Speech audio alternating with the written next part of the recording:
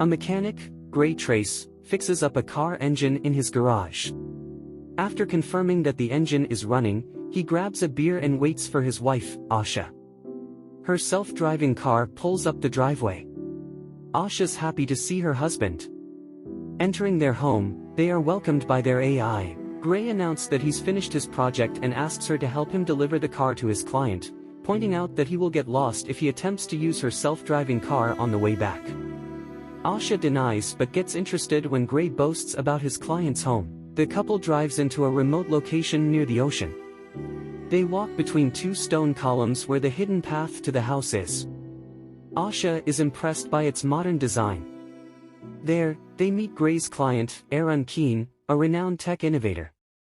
Asha is excited to meet him, sharing that she works with Cobit, a tech industry specializing in robotic limbs. Aaron shows them his latest work, a neural chip called STEM. But Gray is unimpressed, believing that humans are still better than artificial intelligence. On their way back home, Asha and Gray become intimate while the self-driving car takes them home. But Gray notices that the car has taken a different route.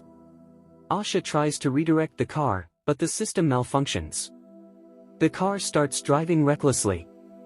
Gray pushes Asha back, strapping her on a seatbelt just before the car crashes and turns. People outside witness the accident, but they do not approach. The AI announces that it has contacted emergency services to help. Four men approach the car, dragging them both out. Above, a police drone records the events. Gray is held down while one of the men threatens Asha and shoots her in the stomach. Then, they shoot Gray on the back of his neck, leaving him paralyzed. Gray tries to encourage his wife, hoping to keep her conscious. But Asha takes her last breath. 3 months later, Gray returns home in a wheelchair. The men had severed his spinal cord, leaving him a quadriplegic. New upgrades have been installed in his house to help him, while his mother, Pamela, often visits to care for him. Gray breaks down, traumatized and grieving.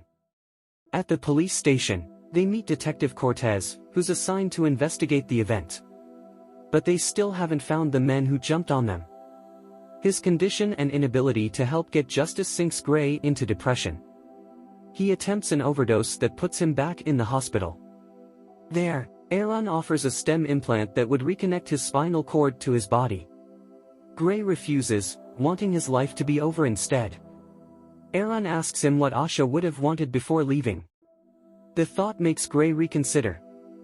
In Aaron's home, Gray undergoes surgery to install STEM into his spine. After the surgery, he goes through physical therapy.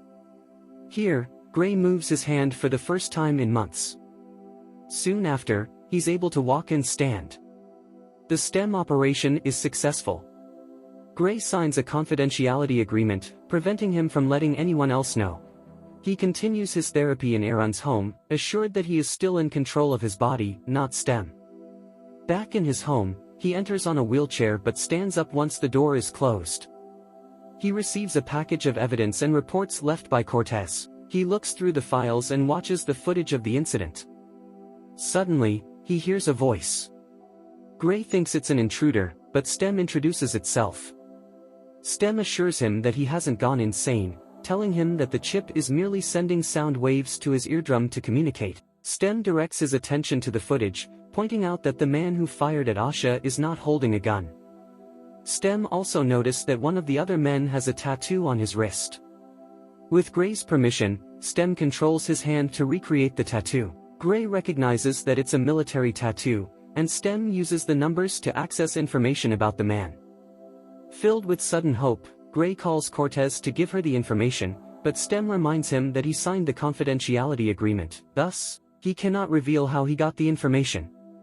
STEM suggests for him to find physical evidence instead. From STEM's information, Gray finds the suspect's apartment and breaks in. Inside, STEM instructs him to check the computer on the coffee table. He searches through the messages but finds no useful information other than the local bar, Old Bones, being mentioned several times. While he's searching the house, a car pulls up and someone enters. STEM directs Gray to hide and attack the man, Cirque. But Gray hesitates. Cirque overpowers him and pins him to the wall, where he recognizes Gray. Gray tries to fight him but is defeated. Stem asks permission to help, and Gray accepts. Under Stem's control, Gray gets the advantage over the fight. After Cirque pulls out a knife, Gray asks Stem to stop him. Stem takes the knife and kills Cirque. In shock, Gray vomits in the sink.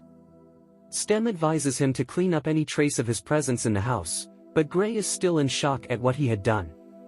Nervous, he asks Stem what he needs to do. Stem has recorded everything he touched in the house, making it easier for them to erase his fingerprints. Hours later, Cortez investigates Cirque's autopsy. The coroner found numerous implants in the body, including a gun implant on his arm. They also found engine grease from the front porch of his house. At Aaron's home, Aaron informs Gray that he can track him through Stem. Aaron scolds him that their operation should remain a secret, and his investigation might expose them. Gray retaliates that Aaron kept Stem's ability to communicate with him a secret. Aaron is dumbfounded at the news. Aaron insists that Gray shouldn't risk any activity that could put him and Stem in danger. Meanwhile, Cortez continues the investigation on Cirque. She finds drone footage showing Gray in his wheelchair near Cirque's house before the crime happened. But the system disregards Gray as a suspect, given that he's a quadriplegic. Unsatisfied, Cortez visits Gray. She talks to him about his car, but Stem notices that she checked his boots, alerting them that they left a print on Cirque's house. Cortez brings up Cirque's passing and seeing the footage of Gray being in the area at the time it happened. Gray lies that he was trying to help the investigation, but he couldn't have done anything. Once she leaves, Gray tells Stem that he wants to find the people responsible for Asha's assassination, but he doesn't want to hurt anyone. Stem suggests going to the Old Bones but reminds Gray that Aaron will track him there and shut Stem down remotely. Despite this, Gray visits the Old Bones bar. Gray calls out to the people at the bar. He asks about Cirque but gets laughed at. A man named Tolan walks up to him and removes his earpiece. Gray admits that he's the one who took Cirque's life, angering Tolan. Tolan takes him to the bathroom, bringing other men with them. Tolan starts stabbing him to check if he feels anything, ignoring Gray's questions. Gray gets his attention by pointing out the gun implant. Tolan finally admits to being there during the car crash. With Stem in control, Gray fights the men, knocking down the others. Gray pins Tolan down and interrogates him, but he resists. Gray threatens him with a knife but can't bring himself to hurt the man. He gives Stem permission to do it, with Gray looking away. After a while, Gray tells Stem to stop and recoils at the sight of what it has done. Tolan finally tells him that the incident was a job. He gives him the name Fisk, but Tolan dies before he can tell more. From Tolan's injury, Gray sees a computer chip branded Cobit, the company where Asha used to work in. Before he could let the information sink in, Stem informs him that Aaron is attempting to shut it down remotely. Stem instructs Gray to visit a hacker nearby to disable Aaron's remote control on it. Gray arms himself as Stem instructs before leaving the bar. In a hurry, Gray leaves his wheelchair behind and runs. As he nears the location, Stem gives Gray a code to disable Aaron's access. Gray begins to lose control of his limbs due to Stem shutting down.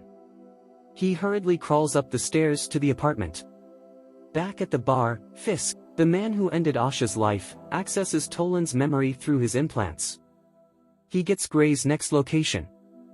Fisk questions why the bartender didn't intervene in the fight, sneezing in his face.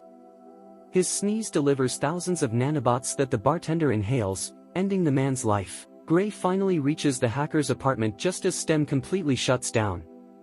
The hacker, Jamie, pulls him inside the room full of people playing VR. She works on the code, but Fisk and his bodyguard arrive in the building.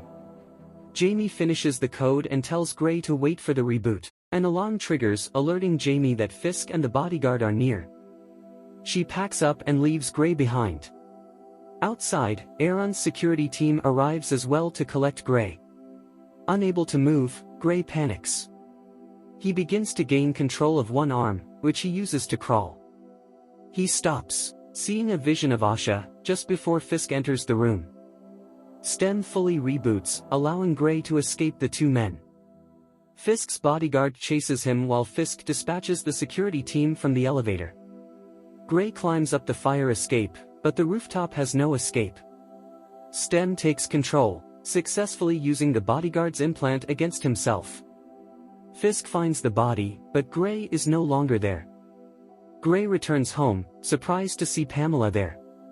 Pamela asks about the operation, but Gray insists that no one else should know. Pamela is joyful that her son can walk again, but this doesn't comfort Gray at all. In his home, Aaron looks mournful and afraid. He has lost access to Stem.